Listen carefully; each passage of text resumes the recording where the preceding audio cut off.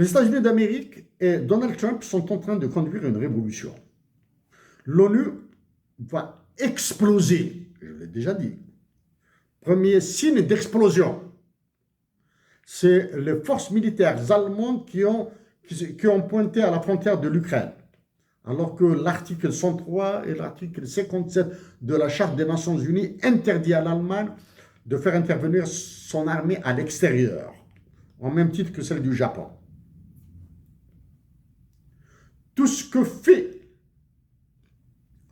font les États-Unis d'Amérique est accueilli par une soumission intégrale de l'Organisation mondiale du commerce. Okay? Maintenant, je vais aborder un autre problème qu'il y a, très lourd là. C'est complexe, c'est ainsi.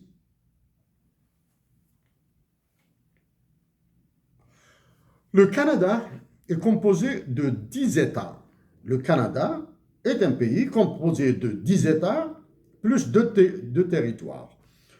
Quand le nouveau Premier ministre a été a été choisi, il est parti en France et il est parti en Angleterre. Il a été reçu par le roi Charles III d'Angleterre. Le Canada est un dominion, c'est-à-dire le Premier ministre a prêté serment de fidélité au roi Charles III d'Angleterre. Ce qu'ont fait subir les États-Unis d'Amérique au Canada, le roi Charles III n'a pas parlé. Okay. Le secrétaire général de l'OTAN a été reçu à la Maison-Blanche. Aucun mot sur le comportement des États-Unis d'Amérique vis-à-vis du Canada. Okay. Au nord du Canada, il y a l'Alaska, qui est un État américain qui appartient aux États-Unis d'Amérique. Il est au nord du Canada. Pour que les Américains passent à l'Alaska, ils doivent traverser le Canada. C'est-à-dire ils doivent utiliser les routes, les autoroutes, les ponts, le rail, et les avions, du moins pas les avions, parce que ça peut passer par ailleurs, du Canada. Dans toute cette crise-là, est-ce que le Canada va interdire aux Américains d'aller en Alaska? C'est un peu difficile, ok? Les États-Unis d'Amérique sont les boss, les patrons de l'OTAN et du NORAD. Ok? North American Aerospace Defense. Ok? Il y a l'OTAN et il y a le NORAD. NATO and NORAD. Okay. Tout ça, c'est contrôlé par les Américains. Okay. Donc, je répète. Donc, le Premier ministre du Canada est parti en Angleterre sans avoir eu la protection, la bénédiction du roi du Canada, le roi Charles III d'Angleterre, du Royaume-Uni et des pays du Commonwealth. Okay. Le secrétaire général de l'OTAN n'a rien dit pour protéger le Canada face à Donald Trump à la Maison-Blanche. D'accord? Qu'est-ce qui pourrait se produire après? Il y aura des voix qui monteront pour demander à ce que le Canada devienne intégralement indépendant du Royaume-Uni. Il va se détacher. C'est-à-dire, nous allons passer probablement à l'élection d'un président du Canada. Avoir le président du Canada ne va pas prêter allégeance au roi Charles III ou bien au futur roi d'Angleterre ou la future reine d'Angleterre. Okay. Ça, c'est une possibilité à venir. Je reviens, mais pas encore maintenant. Le Canada est formé de 10 États. C'est possible de parler du dollar de l'Est canadien, du dollar de l'Ouest canadien. Ça fait longtemps depuis que j'en ai parlé. Hein.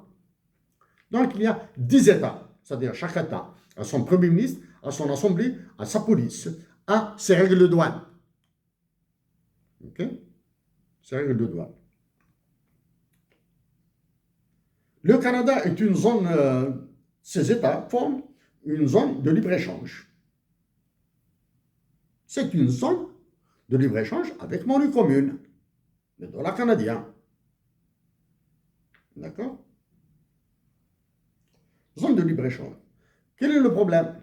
C'est que le Canada, en tant que zone de libre-échange, constituée de 10 États hein, rapidement comme ça, hein, Colombie-Britannique, l'Alberta, Saskatchewan, l'Ontario, le Québec, Québec, l'île du Prince-Édouard, New Brunswick et Nova Scotia, plus les deux territoires du Nord.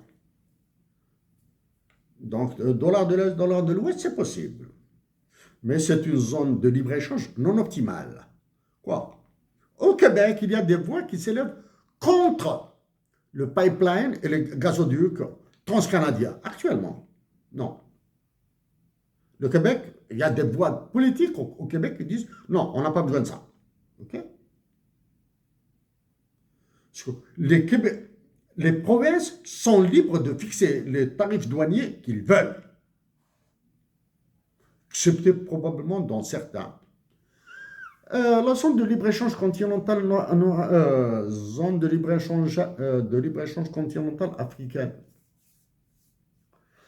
Est-ce qu'elle peut être aussi performante que la zone de libre-échange canadienne? Pan-canadienne, à travers tout le Canada. Si vous ne me répondez pas oui, je vous tire chapeau. Si vous me dites non, je serai d'accord avec vous. OK?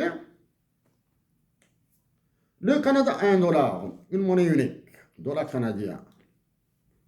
Le problème se posera après. Est-ce que le franc CFA, le dinar algérien, le dirham marocain, le dinar tunisien, l'ouguier de Mauritanie, est-ce que ces monnaies-là, est-ce que ce sont des monnaies ou bien des trucs de machin? Bon. Mes chers compatriotes,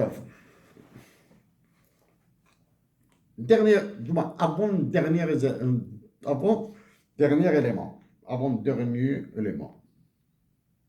Lors de l'élection du président de la Commission de l'Union africaine, les représentants algériens ont fait les clowns en Éthiopie, à Addis Abeba. C'était des clowns. Ils ont fait le clown. La République démocratique du Congo, le Zaïre, est le théâtre d'une troisième guerre mondiale. S'il y a une future guerre mondiale, ce sera la quatrième. Le théâtre d'une troisième guerre mondiale. Depuis 1990 à peu près. Actuellement, il est en guerre avec le Rwanda, où un génocide Hutu-Tutsi s'est produit. C'est le Rwanda de Paul Kagame qui attaque le Congo. Où est-ce qu'ils se sont réunis pour trouver la paix? C'est au Qatar. Est-ce qu'ils l'ont fait? Est-ce que l'Union africaine a déclenché un sommet extraordinaire, une réunion extraordinaire? Non. Est-ce que l'Union africaine et la Commission de l'Union africaine ont fait un quelconque effort pour aplanir, adoucir la relation entre l'Algérie et le Maroc?